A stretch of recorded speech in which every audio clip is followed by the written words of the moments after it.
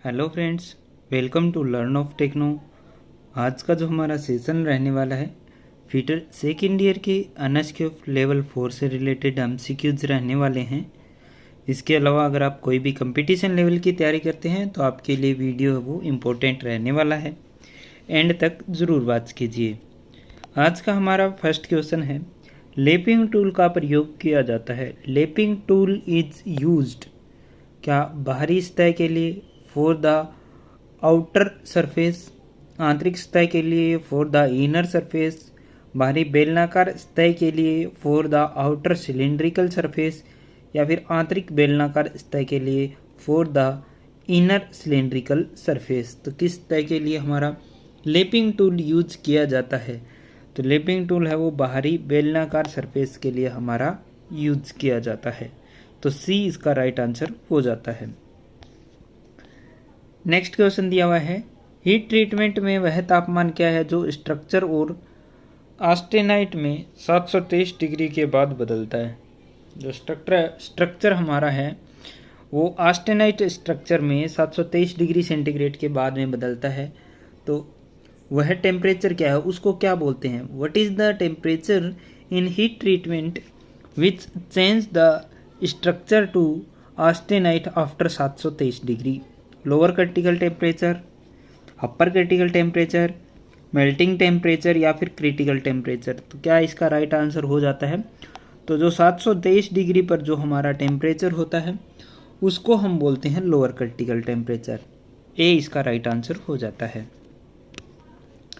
Next question दिया हुआ है, इसमें दिया है, यदि गर्म स्टील को धीरे धीरे ठंडा किया जाता है तो पुरानी संरचना को बनाए रखा जाता है और उसमें बारीक ग्रेन्स होंगे जो उसे आसानी से मशीन करने योग्य बना देता है।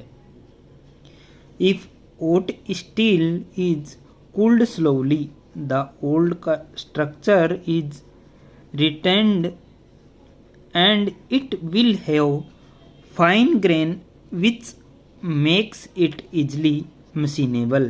तो क्या उसको एनेलिंग बोलते हैं, हार्डनिंग, टेम्परिंग, या फिर नॉर्मलाइजिंग? इस प्रोसेस के बारे में पूछा गया है कि इस प्रोसेस को क्या बोलते हैं। तो इस प्रोसेस को हम बोलते हैं एनेलिंग, क्योंकि इसमें क्या बोला गया है, मशीनेबल बनाना है, मशीन करने योग्य बनाना है। तो वो होता है हमारा एनेलिंग प्रोसेस। नेक्स्ट है, नई संरचना बनाने के लिए तेजी से ठंडा होने वाले गर्म स्टील का नाम क्या है? What is the name of hot steel that is cold rapidly to form a new structure? क्या फेराइट बनता है, ऑस्टेनाइट बनता है, मार्टेनसाइट बनता है, या फिर पियरलाइट बनता है? इसमें क्या बोला गया, तेजी से उसको तुरंत ठंडा कर देना होता है। तो तुरंत ठंडा करते हैं तो उसमें क्या है, स्ट्रक्चर है वो टूट जाता है और मार्टेनसाइट हमारा बनकर आता है। ठीक है, ऑस्टेनाइट स्ट्रक्चर बनता है 723 डिग्री से ऊपर, और अगर उस स्टील को हम अचानक से ठंडा कर देंगे, एक ही दम ठंडा कर देंगे, तो वहाँ पर क्या है, इंटरनल स्ट्रक्चर टूट जाता है और वहाँ पर मार्टेनसाइट स्ट्रक्चर बनकर आता है। नेक्स्ट है, कर्तन क्षमता को जोड़ने और स्टील पर घिसाव प्रतिरोध उत्पन्न करने की प्रक्रिया क्या है? What is the process of adding cutting capacity and producing wear resistance on steel? क्या टेम्परिंग है, एनेलिंग है, नॉर्मलाइजिंग है, या फिर हार्डनिंग है? कर्तन क्षमता जोड़ने और स्टील के घिसाव प्रतिरोध उत्पन्न करने के लिए तो उस प्रोसेस को हम क्या बोलते हैं? उसको हम बोलते हैं हार्डनिंग, यानी कि D is the right answer. Next question दिया हुआ है, चरम भंगुरता को दूर करने और स्टील में टफनेस और शॉक रेजिस्टेंस को प्रेरित करने के लिए क्या प्रक्रिया है? What is the process to remove extreme brittleness and induce toughness and shock resistance in steel? क्या टेम्परिंग होगा, एनिलिंग होगा, नॉर्मलाइजिंग होगा, या फिर हार्डनिंग होगा? क्या बोला है, भंगुरता दूर करने और स्टील में टफनेस और शॉक रेजिस्टेंस बनाने के लिए, तो उसको क्या बोलते हैं? तो उसमें क्या है, ब्रिटलनेस को कम करना है और टफनेस को इंक्रीज करना है। तो ब्रिटलनेस कम करके टफनेस हम किस में बढ़ाते हैं? टेम्परिंग में। A is the right answer. Next दिया हुआ है स्टील को आवश्यक तापमान तक गर्म करने और उसी तापमान में एक समय के लिए रखने की प्रक्रिया क्या है?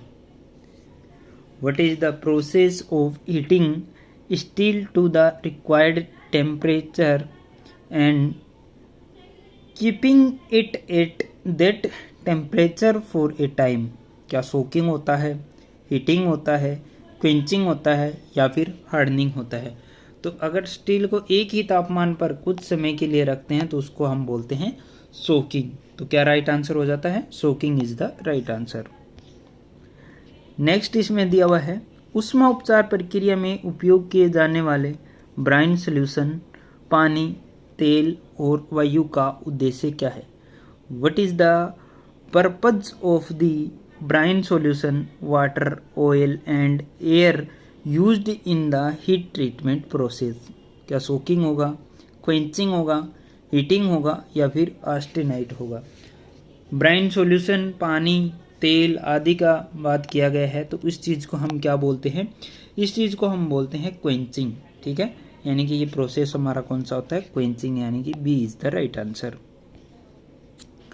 नेक्स्ट क्वेश्चन दिया हुआ है विशेष मिश्र धातु तत्व इस्पात के लिए कौन से क्वेंचिंग मीडिया का उपयोग किया जाता है? Which quenching media is used for special alloy steel? क्या ब्राइन सॉल्यूशन है, वाटर है, ऑयल है या फिर कोल्ड हवा है, ठंडी हवा है? तो क्या इसका राइट आंसर हो जाता है? तो इसका राइट आंसर हो जाता है कोल्ड एयर, यानी कि ठंडी हवा is the right answer. Next question है इसमें दिया हुआ है 400 डिग्री सेंटीग्रेड से नीचे के तापमान पर कठोरीकृत स्टील को पुनः गर्म करके फिर ठंडा करने के लिए किया गया ऊष्मा उपचार प्रक्रिया का नाम क्या है? What is the name of the heat treatment process done to reheated hardened steel at a temperature below 400 degree centigrade and then cool it? क्या टेम्परिंग है, हार्डनिंग है, एनिलिंग है या फिर नॉर्मलाइजिंग है? तो इसका क्या राइट आंसर हो जाता है? तो tempering is the right answer. ठीक है, टेम्परिंग इसका राइट आंसर हो जाता है। नेक्स्ट क्वेश्चन में दिया गया है एनिलिंग का लाभ क्या है? What is the advantage of annealing? आंतरिक तनाव को दूर करने के लिए, रिमूव इंटरनल टेंशन, कर्तन क्षमता जोड़ने के लिए, एड कटिंग कैपेसिटी, स्टील की ग्रेन संरचना को परिष्कृत करने के लिए, to refine the grain structure of steel, घिसने के प्रतिरोध को बढ़ाने के लिए, to increase resistance to wear? क्या इसका राइट आंसर हो जाता है? तो एनिलिंग का हमारा उद्देश्य क्या होता है? एनिलिंग हम क्यों करते हैं? आंतरिक तनाव को दूर करने के लिए, रिमूव इंटरनल टेंशन या फिर स्ट्रेसेस को बोल सकते हैं। नेक्स्ट क्वेश्चन में दिया गया है स्टील घटकों के आंतरिक दोषों को दूर करने की प्रक्रिया क्या है? What is the process of removing internal defects of steel components? Steel की annealing, annealing of steel, steel की नॉर्मलाइजिंग, नॉर्मलाइजिंग ऑफ स्टील, कठोरीकृत इस्पात, हार्डेंड स्टील, टेम्परिंग। स्टील घटकों के आंतरिक दोषों को दूर करने के लिए, इंटरनल जो डिफेक्ट्स होते हैं उनको दूर करने के लिए, रिमूव करने के लिए हम क्या करते हैं? उनको रिमूव करने के लिए हम नॉर्मलाइजिंग प्रोसेस करते हैं।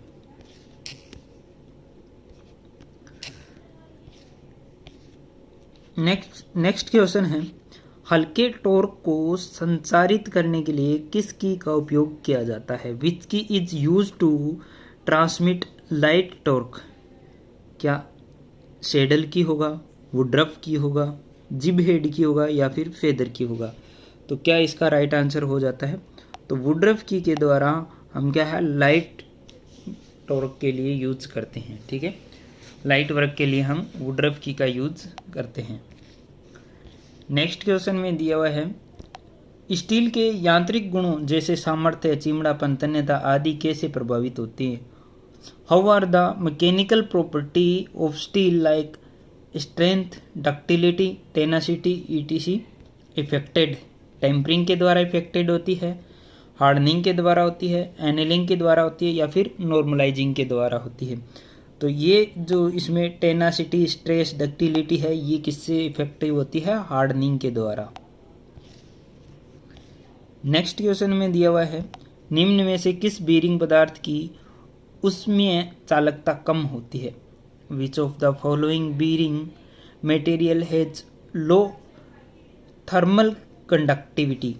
क्या नॉयलॉन होगा, टफलॉन होगा, सिंटर्ड एलॉय होगा या फिर लेमिनेटेड फेनोलिक्स होगा? तो क्या इसका राइट आंसर हो जाता है? तो इसका राइट आंसर हमारा हो जाता है लेमिनेटेड फेनोलिक्स, यानी कि D is the right answer.